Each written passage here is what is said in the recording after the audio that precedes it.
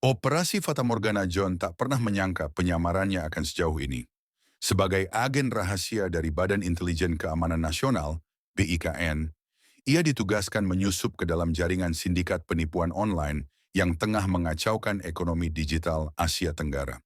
Bersama tiga rekan kepercayaannya, Dino, Sari, dan Reno, John menyamar sebagai bos sindikat baru yang ambisius. Misi mereka sederhana, bangun identitas sebagai penipu elit, panjat hierarki dunia hitam, dan jebak target utama, Welly, sang raja penipu Asia. Namun semuanya melenceng dari rencana. Dalam 6 bulan, tim John tak hanya berhasil menyusup ke jaringan bawah tanah digital, tapi malah membangun kerajaan penipuan paling sukses se-Asia Tenggara. Dengan taktik manipulasi psikologis, AI untuk deepfake, dan skema Ponzi kripto, mereka menghasilkan miliaran rupiah dalam waktu singkat.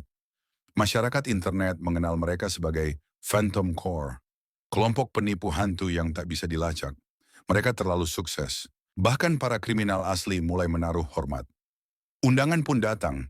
Sebuah jet pribadi membawa mereka ke Macau. Di villa mewah yang dijaga ketat, mereka bertemu pria legendaris itu, Welly. Berusia 50-an, Welly tampak seperti pengusaha properti sukses. Ramah, elegan. Tapi matanya kosong, dingin. Ia menatap John seperti predator menilai mangsanya. Hebat, katanya. Kalian tahu cara main di level saya. Namun saat mereka mulai mendekati transaksi besar yang bisa mengungkap semua operasi Welly, mereka menemukan kenyataan mengejutkan. Welly bukan sekadar bos penipu.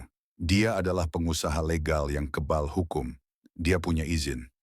Welly menjalankan perusahaan yang didaftarkan resmi di beberapa negara sebagai platform investasi digital, berpartner dengan pejabat-pejabat tinggi dan menggunakan celah hukum untuk menindas korbannya.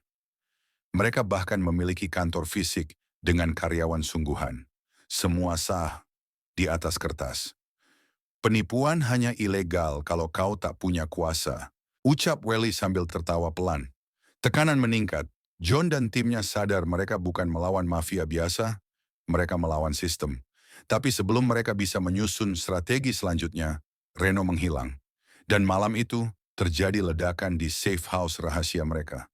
Dino hampir tewas. Sari terluka parah. John mulai curiga, ada pengkhianat di antara mereka. Dan kecurigaan itu terbukti benar saat mereka menerima pesan dari Reno. Maaf, aku sudah lama di pihak Welly. Dia tawarkan sesuatu yang tak bisa kutolak. Hidup bebas, kaya, aman. Kalian terlalu idealis. Kini tinggal John dan Sari. Dikejar waktu, diburu oleh jaringan Welly, dan dikhianati oleh sahabat sendiri. Mereka hanya punya satu pilihan, balikkan permainan. John tahu satu hal yang tak dimiliki Welly, niat untuk menghancurkan sistem dari dalam. Mereka mengatur penipuan terakhir menggunakan semua aset dan pengetahuan yang telah mereka kumpulkan untuk menipu penipu terbesar. Target mereka, reputasi dan legitimasi Welly. Mereka menciptakan deepfake, menyebarkan data bocor ke whistleblower internasional, dan membangun cerita bahwa Welly adalah dalang organisasi kriminal global yang sebagian benar. Dunia memburunya, mitra-mitra bisnisnya menjauh. Pemerintah asing mulai menekan. Tapi di balik layar, John dan Sari tahu, ini bukan akhir. Ini hanya langkah pertama dalam perang panjang. Dan John, sang agen rahasia yang kini lebih kaya dari bos kriminal manapun, menatap langit malam dari balkon hotelnya di Zurich. Apa kita masih di pihak benar? Tanya Sari. John terdiam sejenak. Benar itu soal siapa yang pegang kendali, dan ia tersenyum dingin.